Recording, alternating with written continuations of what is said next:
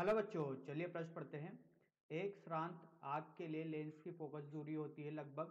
पहला विकल्प है बच्चों 2 सेंटीमीटर, दूसरा विकल्प है 1 मीटर, तीसरा विकल्प है 25 सेंटीमीटर, चौथा विकल्प है अनंत।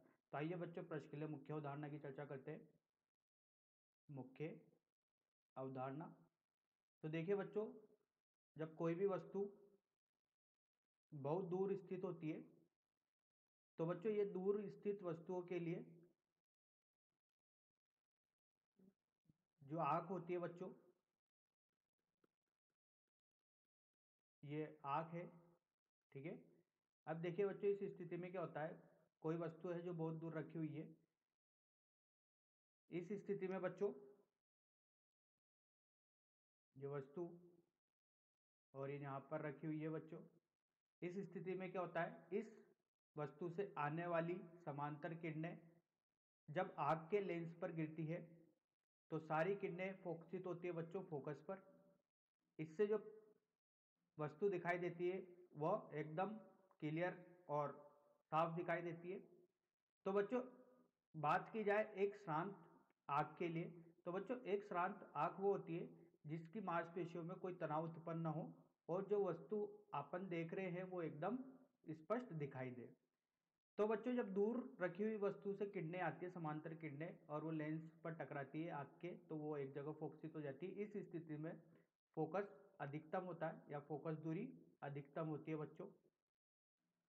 तो फोकस अधिकतम होता है लेकिन मांसपेशियों में कोई तनाव उत्पन्न नहीं होता। अब अगर वस्तु पास में रखी हुई हो बच्चों, तो इस स्थिति में जो इससे आने वाली किरणें होती है, समांतर किरणें, वो आग के लेंस से टकराने के बाद एक जगह पर फोकस तो हो पाती है, लेकिन मांसपेशियां सिकुड़ने के कारण, तनाव उत्पन्न होने के कारण वक्रता त्रिज्या बच्चों बढ़ जाती है।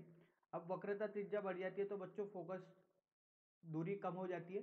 फोकस दूरी कम होने के लिए जो शांत आंख होती है, ये शांत आंख नहीं हो पाती। इस स्थिति में बच्चों क्या होता है, जो प्रतिबिंब बन पाता है जब पास की वस्तु को देखते हैं तो ये स्पष्ट दिखाई नहीं देती। तो इस स्थिति में जो आंख होती है वो शांत आंख नहीं होती। शांत आंख इस स्थिति में होती है जब लेंस, आंख के लेंस का फोकस पर किरणें आपतित हो बच्चों।